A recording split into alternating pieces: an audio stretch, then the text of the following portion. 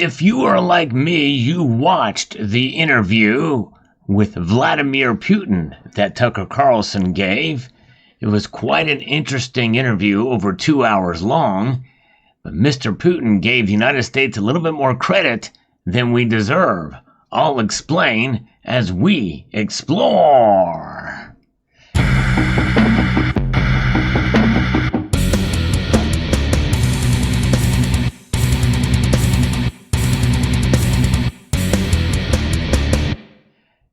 It was a far-reaching interview, chock full of long-winded history, which actually I was glad to hear and had heard some of this before, because I believe in looking at both sides of a story, of a situation, of an issue.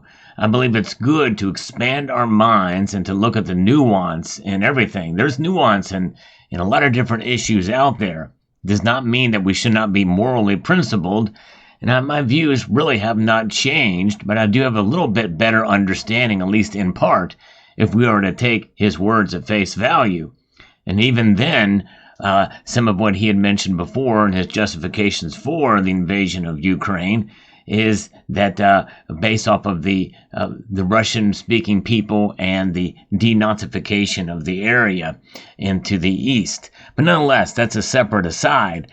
But what I want to talk about here is what Vladimir Putin got wrong. It's no state secret by any stretch, and that's for sure. He got wrong about the United States national debt. He incorrectly said $33 trillion. And with all the money we've spent in Ukraine, we should be really more concerned about our debt.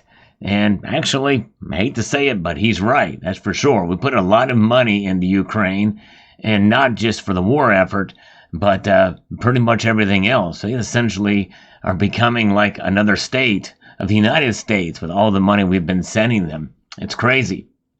He said 33 trillion, and as you can see here on the debt clock, it is indeed $34.2 trillion. And it's only going to grow from here at an alarming rate. A lot of this national debt is what is funding the 3.3% GDP that we have right now. Federal spending is out of control, and the dollar has been weaponized, as we know. We've talked about that before in this channel. Most of us can agree, especially with the amount of money that's being spent, on foreign nations and their borders. Not so much here on our own border, which is essentially being invaded right now.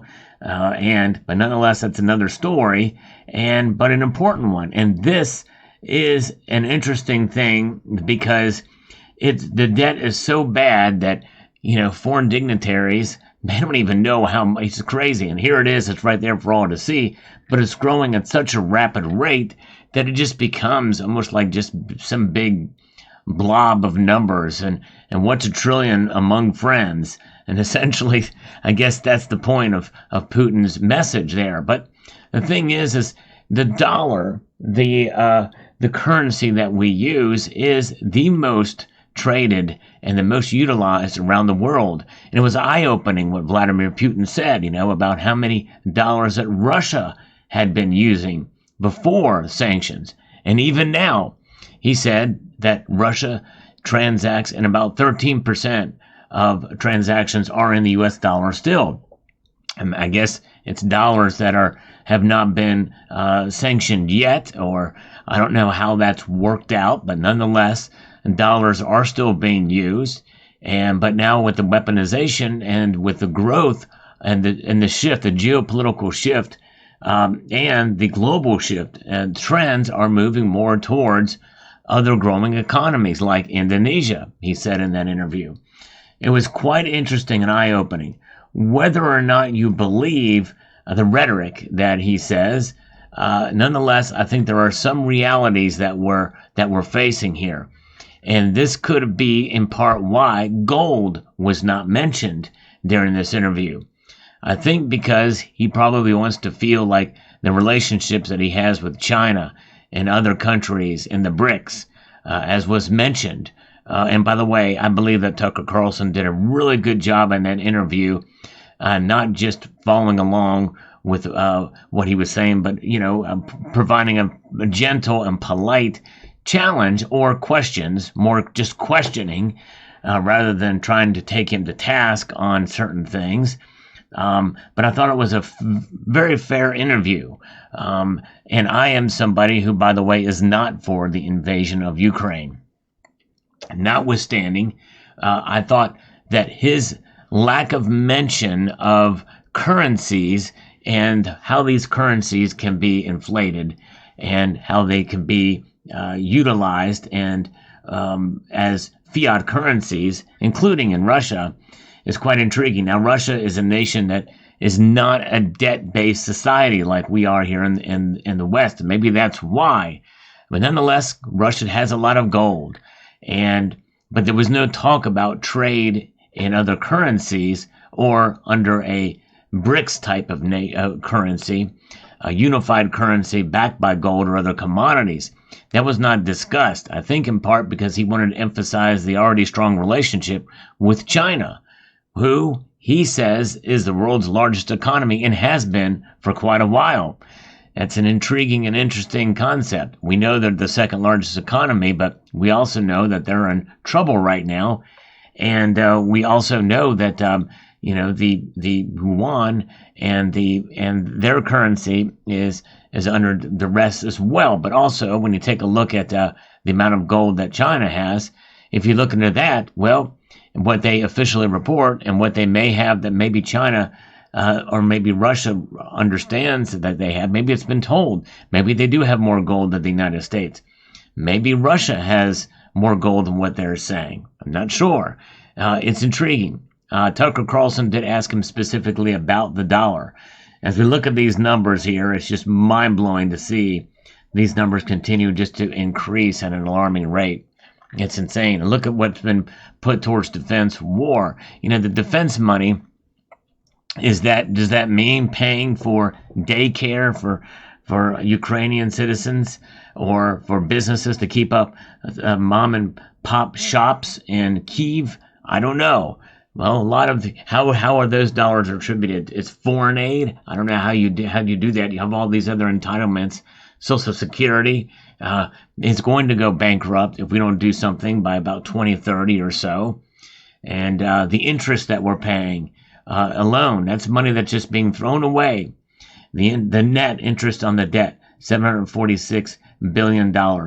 And it's insane. $97.6 trillion U.S. total debt when you in terms of all the derivatives, unfunded liabilities, interest. It's just insane. So Vladimir Putin needs to bookmark usdebtclock.org, I think, to get an idea of what we're looking at. Now, why is this video important?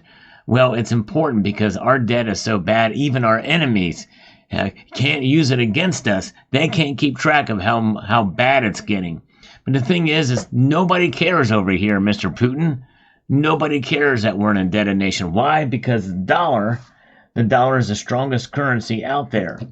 And the strength of that currency we are using to our advantage, whether it be good or bad or really indifferent. There's a lot of dollars that are used for evil as well as for good around the world. I think we all have to understand that no matter how patriotic we may seem to be, our government does not have our best interests at heart. I think the American people do, but nonetheless, we vote and we enable by the people we vote for. Even if it's people that say they're going to be doing the right thing, they pay lip service to it, but their actions do not follow their promises when they run for office. And that's becoming more increasingly important to understand, and it's becoming more and more dangerous as we go on. Look at what's happening in this country right now in terms of the weaponization of the electoral system and the courts in order to do that. It's a white-collar coup, essentially, is what's going on, and it's a white-collar insurrection, as stated by a former press secretary of President Bush.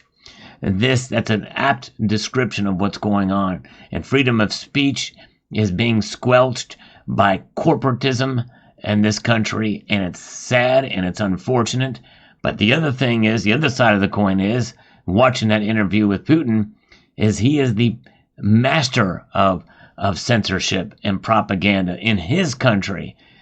There is no free media in Russia. There's really no free elections when you think about it. And dissidents in Russia do not meet a very healthy end. And we know that for sure, as a matter of fact. So there's nuance in everything out there. But nonetheless, what can we do here in the United States? Well, we can do the exact opposite of what our government does, and we can do what central banks do. We can protect ourselves with hard assets, but we can also protect ourselves with non-perishable items that we can protect ourselves against inflation. We can prepare in multiple different ways, even if it's just getting an extra can of food, a little bit extra couple bottles of water, and have a little bit of an extra supply of something just in case some emergency happens. It's good to protect yourself. It is good to be well armed. It is good to have a lot of bullets. I'm not saying that tomorrow there's going to be anything really bad, but it's just generally a good idea to protect yourself, because there's threats greater than just the U.S. government that can rest on our shoulders, by the way. A break-in, is another thing. Somebody following you home, there's multiple different ways that you can be a victim. Do not be a victim. Have your property guarded, be well armed, and minimize your debt. Pay down your debts, and stay fiscally responsible. Stay true to yourself. Stay true to God, and stay true to your family. Hope you found this video informative, insightful, and educational. Would like to extend a multitude of gratitude to each and every one of you for taking the time to watch, and to encourage you to please rate, share, comment, and subscribe.